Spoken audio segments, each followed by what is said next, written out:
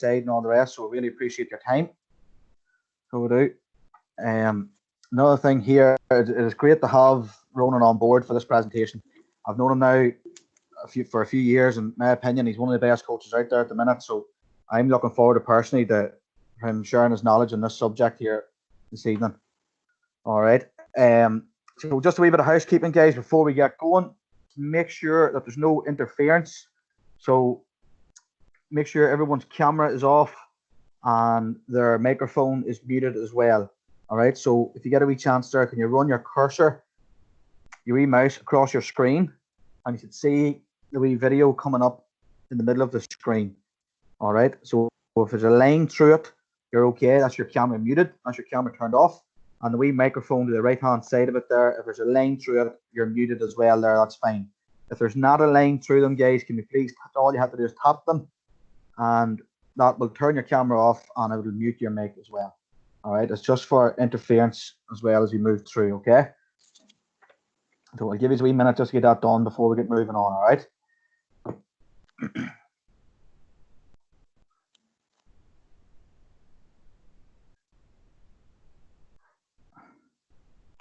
Right, so then further on, over across that wee cursor, you'll see a wee chat button. All right, it's just a wee box with two lines going through it. And if you click over that, it says show conversation. All right, so if you click on that, all right, if you click on that, guys, it allows you then the whole way through the chat to ask any questions you may want on the slides or anything, and Ronan will get back to it. He'll answer the best he can, okay? So just for now, before we get going, to make sure anybody who's new to this here, guys, can you put into the chat there what club or county you're from, whatever, just to make sure everybody knows and make sure the chat's working first tonight. All right, so just can you put your club that you're coming from, or whatever county or the county you're coming from as well, just so we know what's working, all right? And then we'll hand it back over to Ronan then to get going. Good stuff. Good man. Job's up you already there. What? I say he stuck the boot on already. See that? Good stuff, David.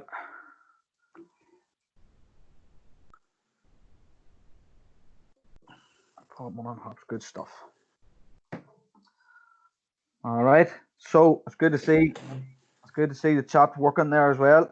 Okay. So I'll hand you over to Ronan, and we'll get started then. Okay.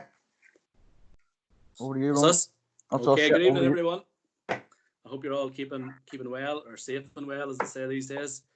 First of all, I'd like to thank Monaghan GAA and Damien for the opportunity to share my thoughts on this topic. Secondly, I'd like to thank you yourselves for giving up your time, and I hope that you can all pick up at least one small thing from tonight's discussion. A lot of what you'll hear is based on my own experience.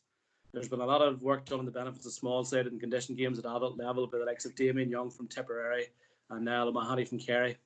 This talk will revolve around players at Go Games level, our youngest members, and we'll delve further into the idea of exploring the GAA's family of games. If you have any questions, type them into the message box there, and between myself and Damien, we'll get them sorted out, okay? I will do my best to answer. However, I will make a quick disclaimer here. I do not have all the answers, but that's one of the beautiful things about coaching. There are so many coaches out there who are willing to share their ideas. If I cannot answer something, I will certainly ask someone and come back to you on it. I will post my email address at the end for anyone who wants it, and I'm happy to share the resources that I'll mention during the discussion, okay? So just before moving on, there are two very valuable lessons just in what I've said already there.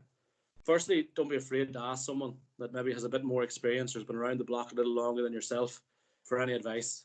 Secondly, after a few years of involvement, you may be the one that someone comes to for guidance. So please be willing to help that person, and don't be sitting with your arm around the homework, as they say. Now, this is the plan for tonight's discussion. Okay, we will begin with a brief introduction. I'm keen to make this as interactive, as informal as possible, so please don't be shy about typing your thoughts in. Then I'll look at the different coaching styles, which will involve a small bit of theory, followed by my own experience of coaching, which you'll find a lot more lighthearted and probably more relevant to the GAA. I will then share my opinions on the advantages and disadvantages of the traditional or skills-based approach to coaching before moving on to look at the alternative Go Games approach, or the games-based approach, sorry. That will focus first and goal games before moving on to the family of games, which is a vital part of your coaching toolkit. Towards the end, I'll talk a little on striking a balance between skills development and the games-based approach. Finally, you can ask a question anytime. Damien will stop me if it's in relation to something, a point I'm making at that time, or if not, he'll keep a note of them and maybe we'll discuss it at the end. Okay, so quick introduction, beginning with a question. Do you as a coach listen to your players? Okay, if this seems like a silly question, please don't worry. I know some of you are sitting thinking they're 6 or 7 years of age. What should I be listening to them for? That's perfectly fine.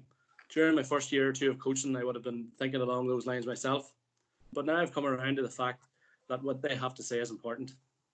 Now, there isn't a whole pile of variety when it comes to 4 to 10-year-olds and what they're saying, particularly in relation to hurling training. It would be much more common to hear them talking about Fortnite. That said, these would be the most common queries that I would hear at our training. In reverse order, can I have a drink? Number 3, my helmet is squashed in my head. Can you fix it? What did that complaint myself when I was playing?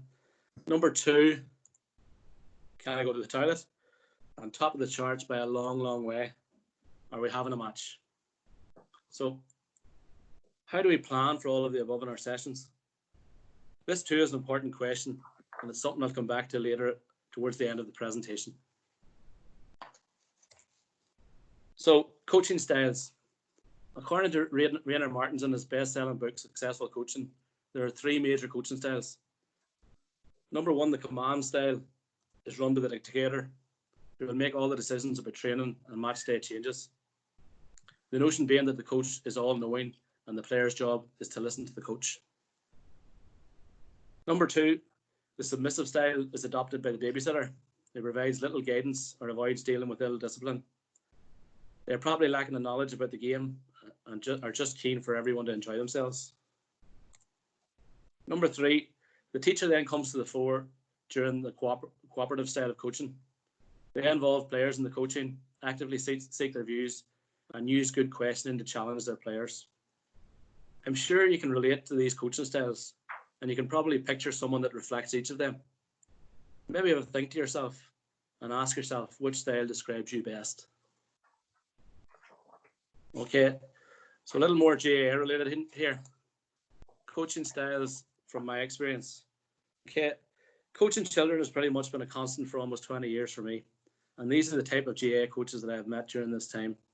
Without doubt, I have worn all of these hats on different occasions. And no doubt, I will don some of them again in the future. Beginning with the drill sergeant. Automatically, people picture a loud coach, someone who likes to be in control. My take on it would be slightly different. And I think back to when I started working in small school yards or worse, tiny canteens. I would have been short in confidence, and everything would have been drill based and consist of straight line activities. Moving on then to the air traffic controller. I definitely went through a phase of being cone crazy. Everything colour coordinated, perfectly laid out. Again, I'd say that's a confidence issue, wanting to visualise exactly where to next. That's until a little brother or sister comes along and kicks them around the place. Then you're up the creek without a paddle. Moving on then to the preacher. The preacher would like the sound of his or her own voice. It's not a trait I would associate with myself, but you may decide different by the end of this. These days, I would really make an effort to ensure my message is as concise and relevant as possible.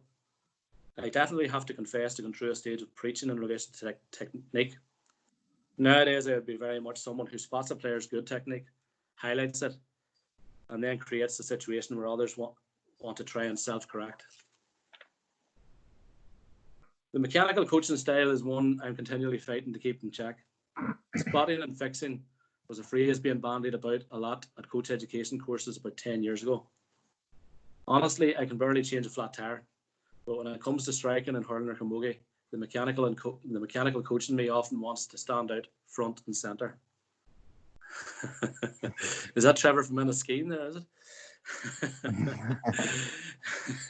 The magician is a bit like the air traffic controller,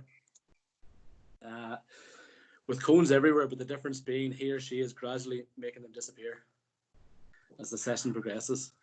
The magician likes tradition and sticks to that. Warm up, drills, skills, and finish off with the match. The referee has been listening very carefully to the new message on the games-based approach. Their session will be totally organised around games, but on a bit of hat tipping to the babysitter, the referee will let the players go from one game to the next without ever explaining what the aim of each game was, and basically avoiding doing any coaching at all. The teacher then will tend to be a bit more confident in his or her own ability. Cones do not dominate the session, but maybe they will have a pitch or a type of target game set up. They are well organised when it comes to setting up an activity, but for pairs, for example, they might only set it up once, then point the children towards the cones and ask them to set it up themselves. They will question the players, they will consider their feedback for future activities, and when playing games, they will actively coach through short, meaningful contributions. Before I start looking at the disadvantages and advantages of drills, could I ask each of you to message in there any thoughts that you may have?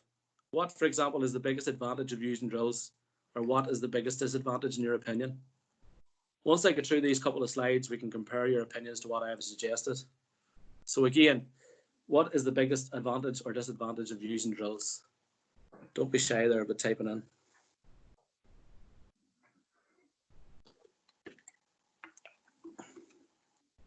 Okay, traditional drills-based sessions isolate the skill, good man, Paul. Anyone else?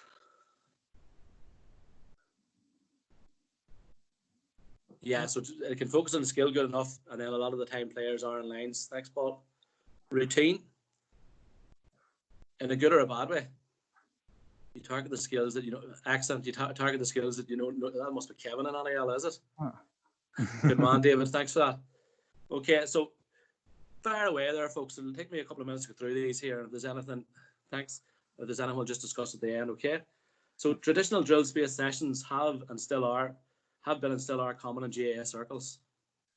They take a similar enough format. Warm-up followed by drills involving skills before finishing off with the game. Despite the bad press, there are benefits to using them. For example, setting up drills can be simple enough. So again, we've mentioned time constraints here. You can become fixated with always fixing. You've noticed that in me and Kevin, good man. Setting up drills can be simple enough, and they can be easily managed based on numbers and equipment available to you. Just a pet hate I would have myself is seeing kids waiting for an eternity to get an opportunity. No decision making. Yeah, excellent, Paul. Once up and running, they're pretty easy to monitor, provided there isn't too much waiting around. Incorporating competition often improves effort and application. There's nothing as bad as seeing drills set up and players just going through the motions. Running them in short, sharp bursts is much more effective than anything that drags out. I was reluctant to include the point in physical fitness since we're dealing with Go games, but certainly drills can be manipulated for older players to develop aspects of fitness. As players get older, there's no real hiding place when it comes to skill-based drills. Coming to Paul's point there, during drills, there isn't a whole pile of decision-making involved. Okay, you do get plenty of ball contacts and repetitions, provided, of course, that there is enough of that said competition. Finally, drills are easy to grow. Once you have the basic movement pattern clear in the players' minds or the routines that's been noted earlier on, you can stretch them out, add another skill, a twist, a turn, or a dummy, etc. So moving on to the disadvantages of drills. Okay, so some of the main reasons children play sports include to meet friends and to have fun. As a teacher of 8 and 9-year-old kids, I often get to see them playing in the yard, etc. What I see is chaotic movement patterns, excitement, and play settled around their own loose set of rules. There's running, jumping, climbing, and of course a bit of a match. Some of the children are like lambs being let loose on the first day of spring. They have no real interest, and once they're let out, they haven't a care in the world. So when they come to us in our various clubs, they have no real interest in standing in a long line, with the only thing interrupting the boredom being an odd pass coming their way. Drills also tend to lend themselves to a lot of instruction coming from the coach. The coach tells the player what to do, as opposed to the players when given situations that they must solve themselves. There's little opportunity for discovery with drills. When drills are heavily relied upon, again, another point that was made, decision-making tends to be removed from the tasks involved. You're told where to run, what to do when you get there, who to give the ball to, and how to deliver it to them. Movements during drills can be very linear, and again, someone mentioned there are straight lines, and the constant straight line movements differ greatly from what occurs during actual game settings. This can lead to boredom, lack of motivation, and ultimately dropout. Drills tend to send mixed messages if coaches become over-reliant on them. The instructions are fairly structured and room for variation is limited. Then it comes to the big day and a chance to go to a blitz. These can be an occasion in themselves to the inexperienced eye, or should I say ear. Between coaches and parents, you'll hear a range of the following instructions. Go on, Johnny, get the ball. Then it'll be a case of, good man, Johnny, you have it. By now the excitement's really building. Now, Johnny, what are you doing? Will you get rid of the fucking thing? So you're encouraging them to get the ball, and then you wanted to get rid of it straight away. Children are just not ready for this kind of thing, and it does absolutely nothing but turn them off our games. Okay. That stuff was just you kind of hit everything there. And now, Ronan, just looking through the chat there again. Yeah. So just John was going on about time constraints there as well. So just as we're moving through it there. Yeah. So I think it helps in terms of getting a few things done within a given time frame. And again, it probably comes down to planning. Then, if you're more comfortable in your own skin, probably you're more inclined to go down the games route. Whereas maybe if you're coming into a session and maybe you haven't things planned the way you'd intended to, the temptation maybe is to go into drills. Okay, so moving on to games here. Okay, so this slide here, just in the picture, it's a slide that came out and it's been used in the GAA Foundation Award.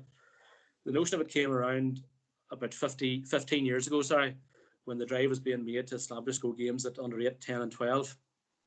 A lot of research went into the benefits of lessening the numbers of players on teams, because as a GAA community, we were all very set in the notion of 15-a-side competition. So, as I say, it's an underage 15-a-side game. I'm not sure whether the defenders are standing upright and very engaged, or the forwards are down picking daisies. But either way, there's not a ball in sight. So what are the players thinking? Okay, so with their little guy in the back there, standing goals. What a lovely day, mister. The umpire doesn't seem to be too busy at this end. One of the young lads down, he's sitting down. I wonder if the ball will ever come up here again. And his mate in the middle of a daisy chain. I don't think so. So that seems to be a good day there. You can imagine that game and replicated and that teaming and a hurling wind. Okay, so the message is quite clear about the lack of involvement from many players, the lack of touches, and possibly about stronger players dominating the game. This resulted in 7, 9, and 11-side versions of hurling football, with blitzes becoming sort of a staple of the GAA diet. We're going to look at the Go Games model here before expanding into the family of games. So just a quick question there for you before you fall asleep, okay? So the Go Games concept, all right? So you're on the chase here. 3 possible answers, and it's a one-question shootout. So Go Games, are they a solution? B, a step in the right direction? Or C, don't be afraid to type this in, have you a completely different view on them altogether?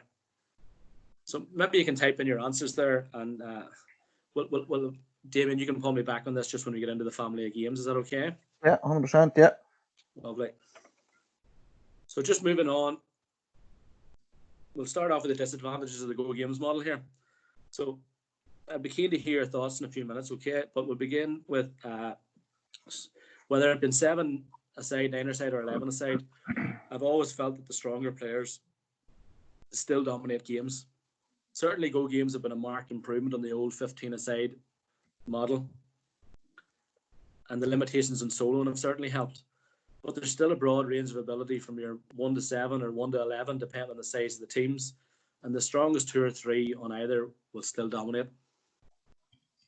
Okay, a step in the right direction seems to be the. Paul, Yeah. you're stealing my thunder here, Paul. I mentioned you and the Belgian football model later. Seems like we set this up. So initially, again, the area of zones seemed to make sense in order to prevent crowding when the Go games were first implemented. The original 3 zones were lessened to 2, but in many cases they've been removed altogether. The bunching that we're supposed to stop or to eradicate have now then re-emerged as a problem. Lesser developed players find themselves under pressure during games. You'll have to stay all like it, man. Lesser developed players find themselves under pressure during games. These are the players that maybe need an extra touch to get the ball out from their feet or out of their hand, an extra second to get the ball out of their hand to strike from the air. Soon they're crowded out, and this can be a serious knock on confidence. Small-sided games can lead to small vision, small passes, etc. To be fair, this is something more relevant with older players.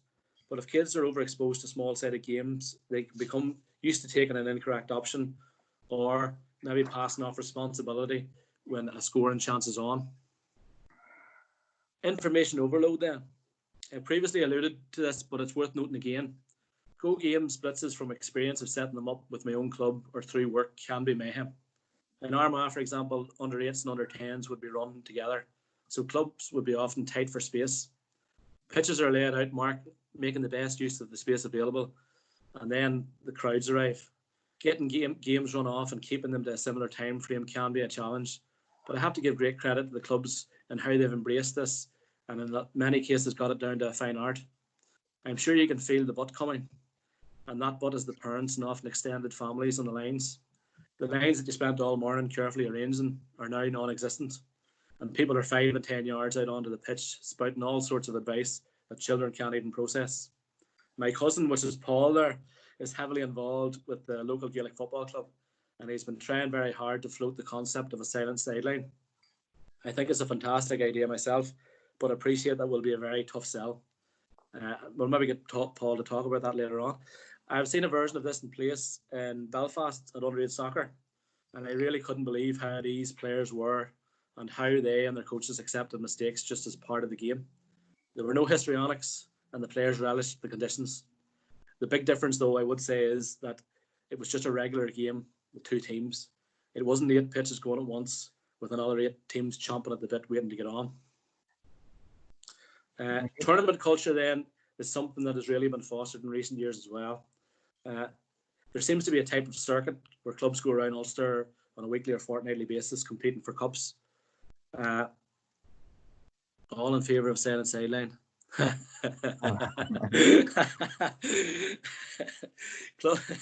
Clubs will often introduce shields and plates into these events to ensure that everyone has something to play for, but that often hides the reality.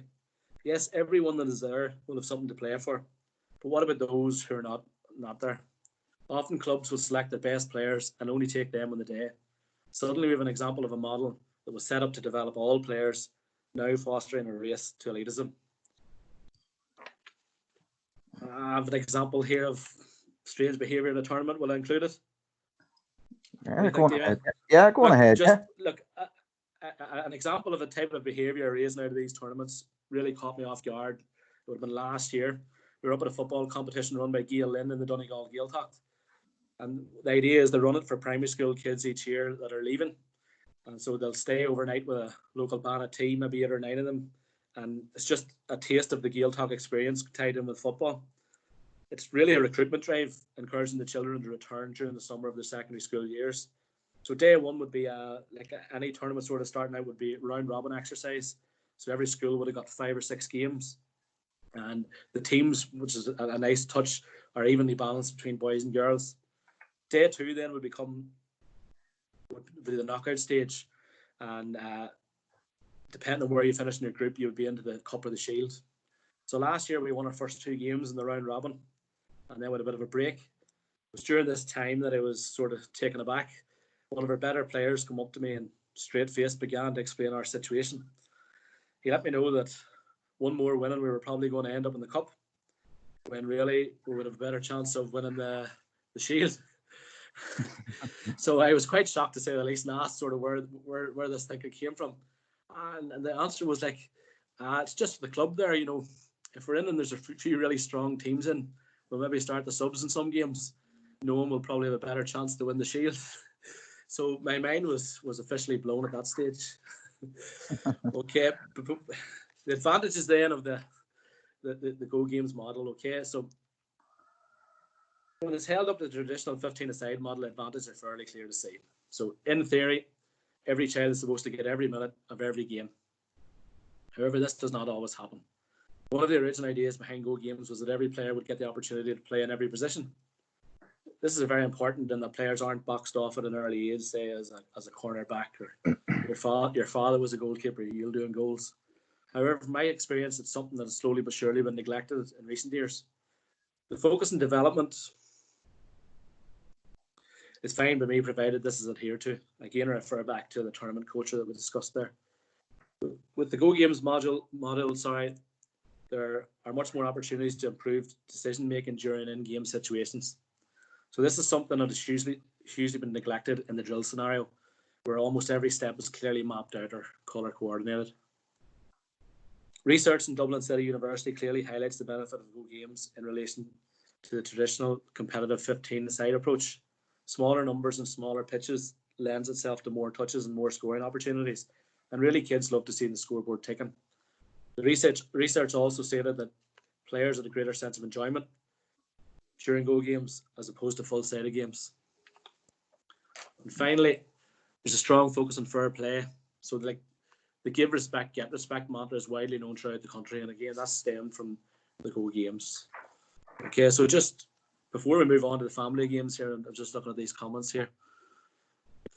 We'll mention the Belgian FA shortly. There's one coming in there from Paul there. Rotating positions should continue across all juvenile hurling football. Yeah, it shouldn't just. To me, it shouldn't just be confined to Go Games, and I think the rotations part of the Belgian approach as well, right? Where they were probably fixated on 11 aside, and they brought it down, and they're working one 3s, 5s, and 7s now, even up to under 12. Happy enough there? You move on, yeah. Yeah, dead on. Yeah, all just looking through it here again. You've hit everyone now. Yeah, you said you're going to move on to the Belgian now later on, so that's good. Yeah. And keep so the family game. Sorry, we'll probably just get the folks involved here. So, what when I say the family games, what type of games does that involve? There you are. I asked the child to pick a team some night. So what type of games are involved in the family of games there? You can type them in quick there and give me a chance to get a drink.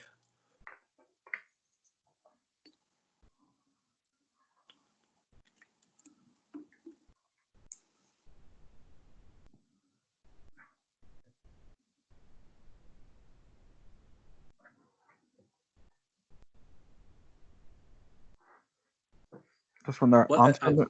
Yeah, what do I think about rolling subs? Absolutely.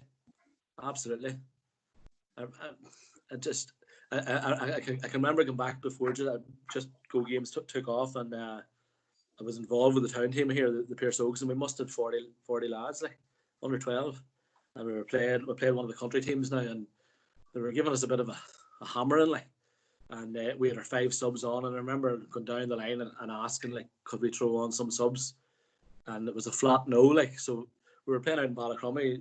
The 20 that weren't getting the game would have been safer going out to the Navan Fort, because they were just being completely turned off. So types of games then: no man's land, rounders. Yeah. Feel a model of mandatory. Yeah. Of mandatory subs after 10 minutes is a great idea. Yeah. Good stuff. Yeah. So, okay. Lovely. Look, keep them coming in, folks. Okay. So there's any amount of games out there, and all you need is a bit of imagination. Kids are brilliant at coming up with their own games, and as a coach, you should give them this opportunity. A really good coach will rip these ideas off and make them their own. I've broken the games down into the following categories. Okay, so starting off with warm-up games, so the likes of Stuck in the Mud, Leprechauns and Shamrocks, Rob the Nests, Cats and Mice, Cups and Saucers, Flush the Toilet. The list's endless. They're all glorified games of tag. Moving on, then we have Court games, so for example, dodgeball, captain's ball, hurling, tennis, which has loads of variations, the road to Croker, and over the river there, which is just mentioned. Okay.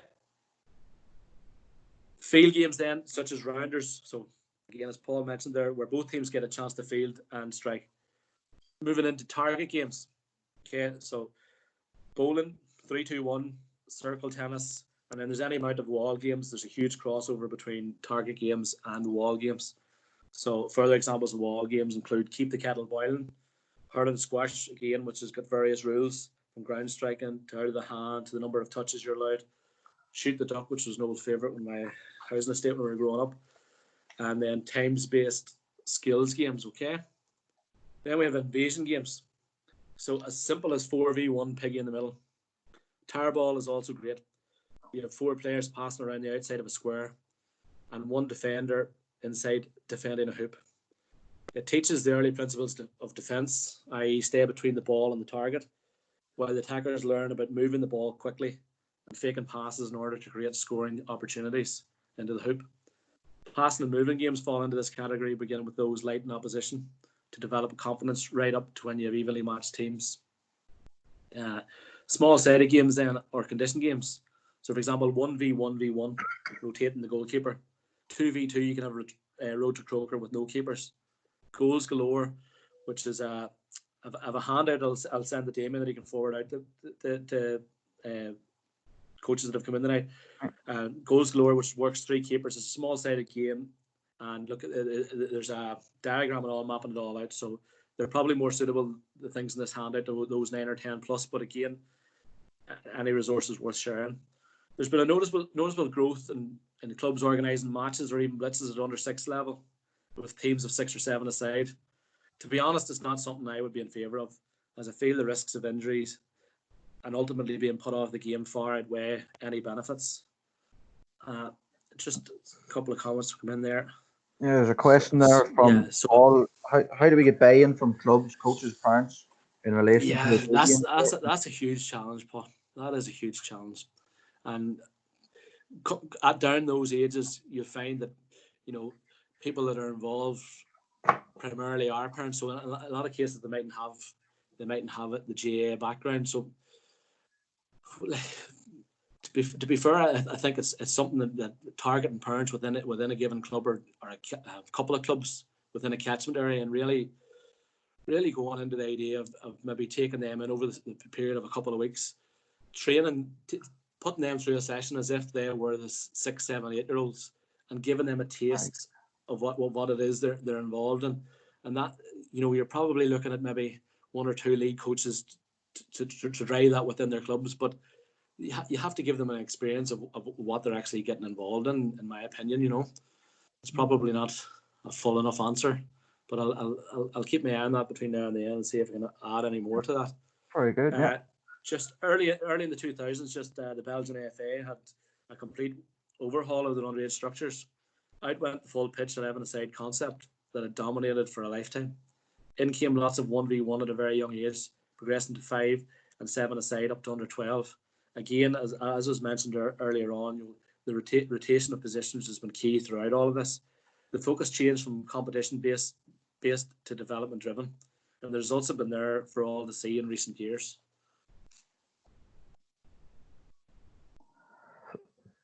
What about the manager managing the other team?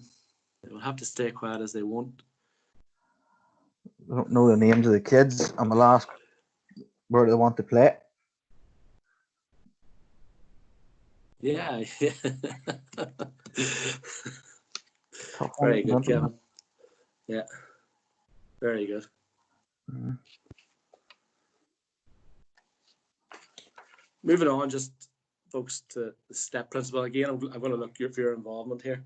All right, so the STEP, ASTE and P stands for something, and you can adapt each of these 4 things to make your games more challenging or make them a little easier for those involved.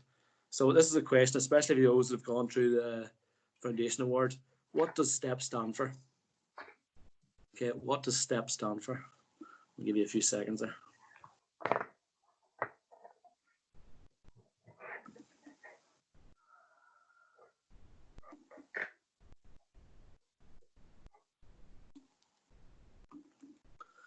So you're going to adapt something that begins with the letter S to either make the game more challenging or make it easier. You're going to adapt something beginning with the letter T.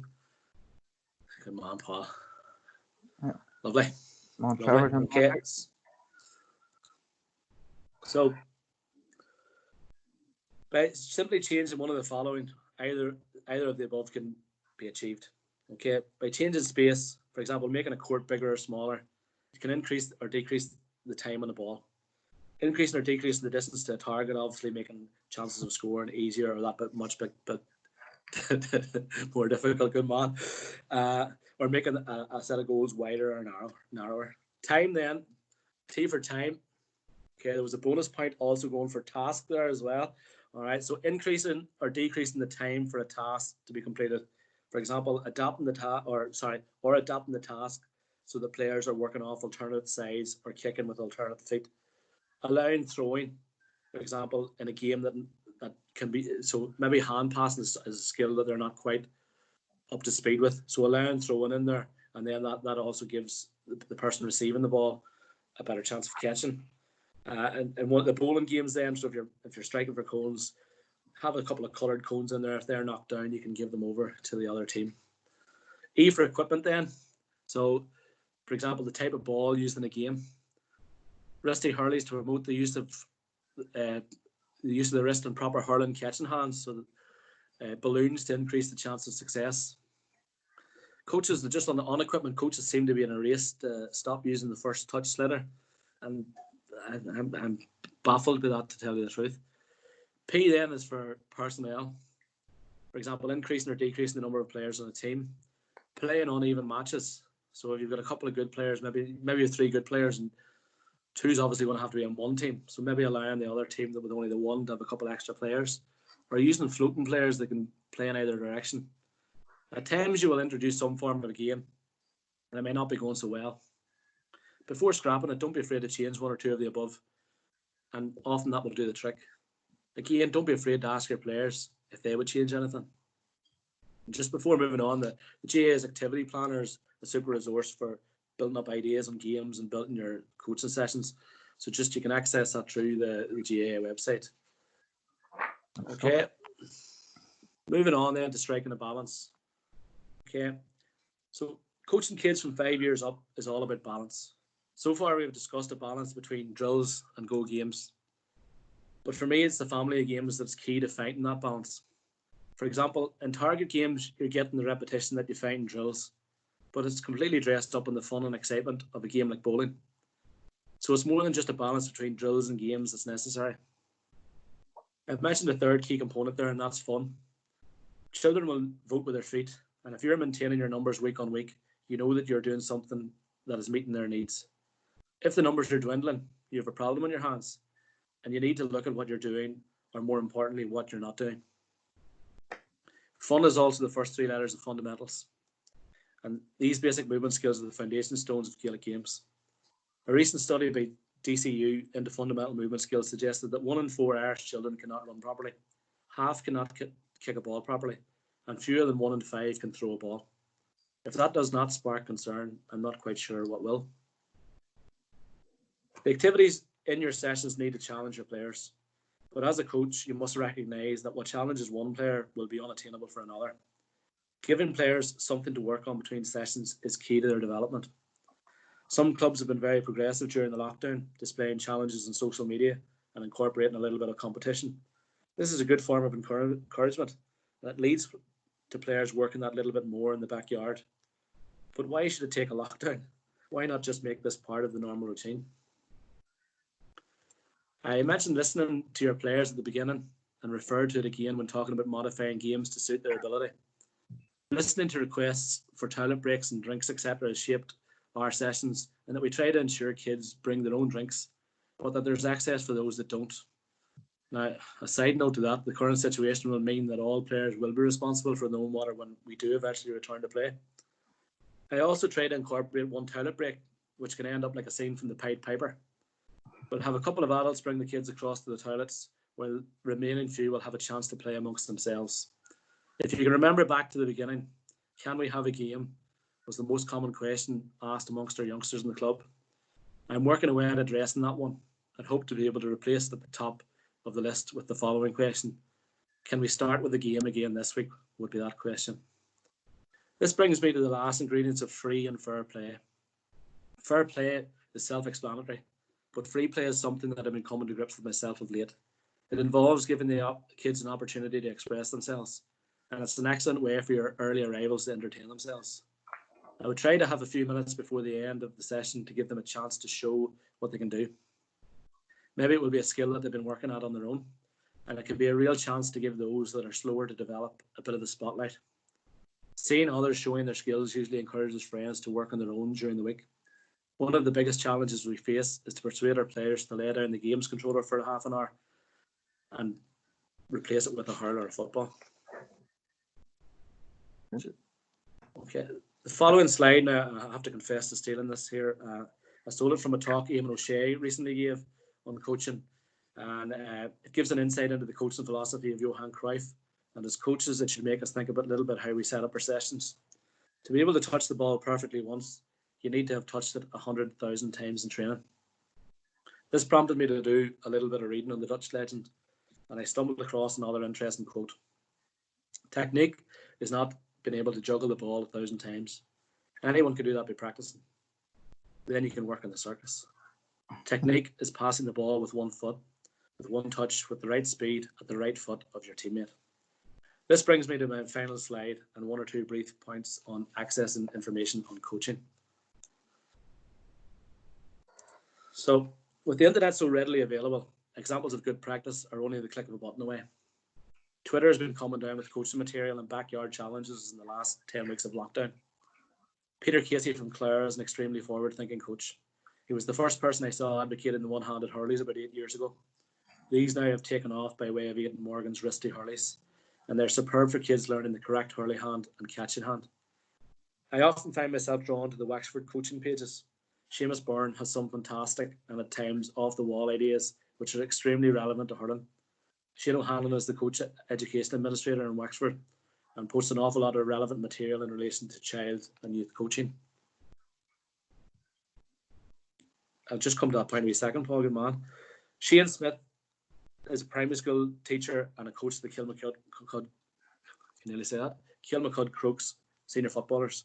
He posts excellent material on the development of children and physical literacy. And like myself, he's not keen on formal matches at too young of an age.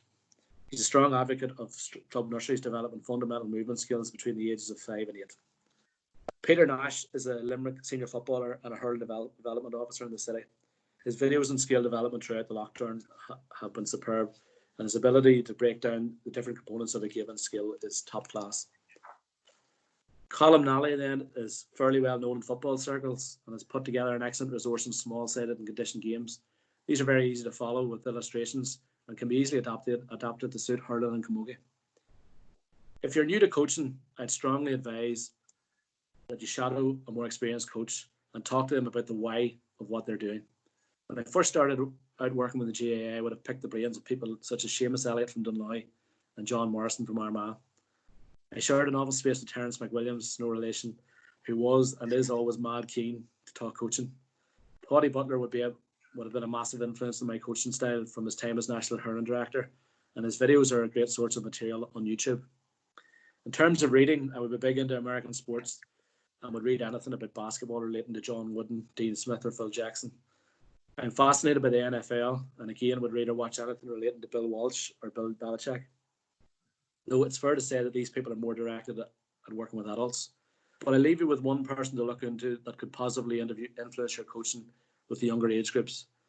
Paul Kilgannon from Galway is a really interesting character.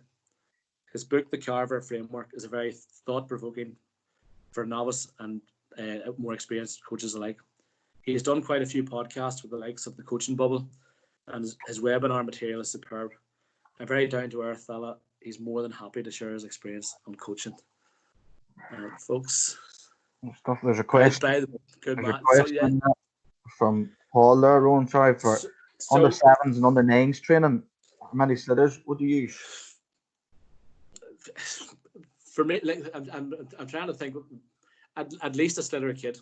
For me, it's at least a slitter a kid.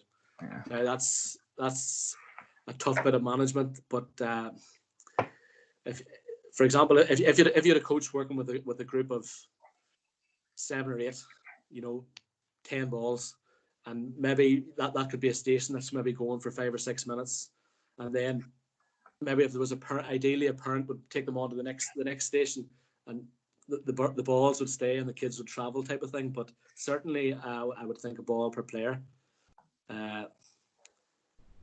one each there, one each the hip to stop. Yeah, so the book Paul Clegane is fantastic, and for those of you maybe that are coaching teenagers, for teenagers, he's in the process of he's working on another one there. So for what age group would the components of a session be? So, can you elaborate a small bit on that, Paul? Just.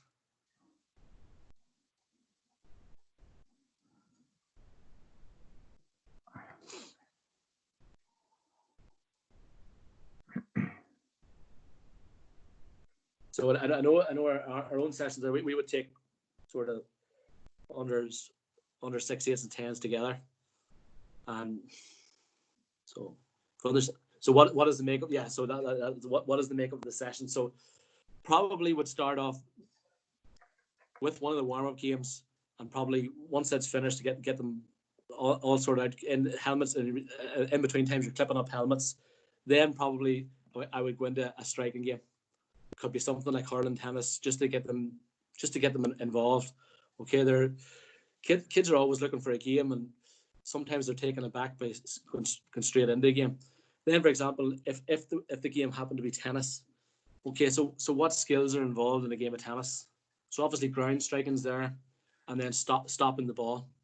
Okay, so for example, we could then break into a couple of groups. So maybe I could do a bit of work on striking with half, and maybe the other coach could do a bit of work on stopping the ball. Okay, then why not revisit the game? Has their striking and their stopping the ball improved?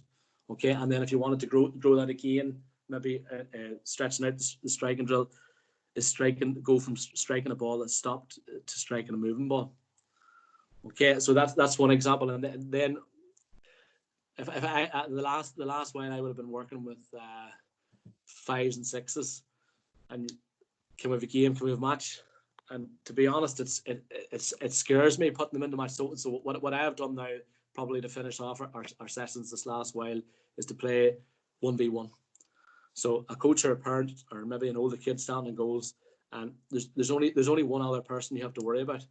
Okay, and you're playing away, and if okay, they'll pick in a knock, but there's nobody coming in maybe that you'll pair them off in probably ability, but there's nobody coming in from the side that's maybe a step ahead of them and taking 2 other players out with the strike. So that's how I would look at games for 5 and 6-year-olds, and it's only one aside.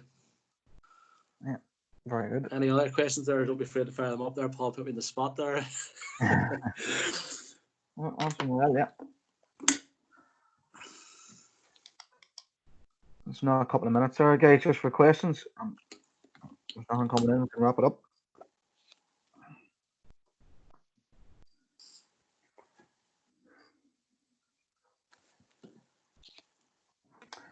Yeah, that's it, Ronan. Good man. Here, folks, thanks very much for your time. Okay. That's very good, very good. Folks, just want a big thank you to Ronan there for his insight into that. And I think you all agree it went off really well. Very, very easy to listen to, and great knowledge of the game. So, as Ronan said at the start, if you pick one thing out of it, it's been a success for you as a coach. So it has. All right. So again, Ronan, thanks very much. It's not easy doing that, and I appreciate it coming in and doing that for us. It's a big help for us. Thanks very much. No problem at all. Thanks very much, folks. Folks, just before we go, so again, just thanks for joining us throughout the month of May from our coaching webinars. It's been really enjoyable, and from our point of view, I think they've been a real success. And just be on the lookout, Monaghan coach the games, hopefully roll out something in around June time or something like that, guys. So keep a wee eye out on things like that, okay? Your support is much appreciated in these tough times, so thanks for that. And just on that, guys, there's a coaching survey has been put out. Coaching survey has been put out from the GA and that. And Monaghan, if you could fill it in, it'd be great. Monaghan GA have shared it all over the social media, the GA websites and all as well. And it'll literally take you 5 minutes to fill it out. All right. It's just basically giving your insight into how you coach, and they'll take from that. All right. So again, guys, it's just one thing here for the Monaghan coaches, and that any guys, the skill challenges start Friday, the last day of them, guys. Get it in, get your clubs to get them in, and we get the certs out to the kids as well. All right, just on that end of it. But that's us, guys, for tonight, and thanks very much. All right, much appreciated, and we'll see you again. Thank you.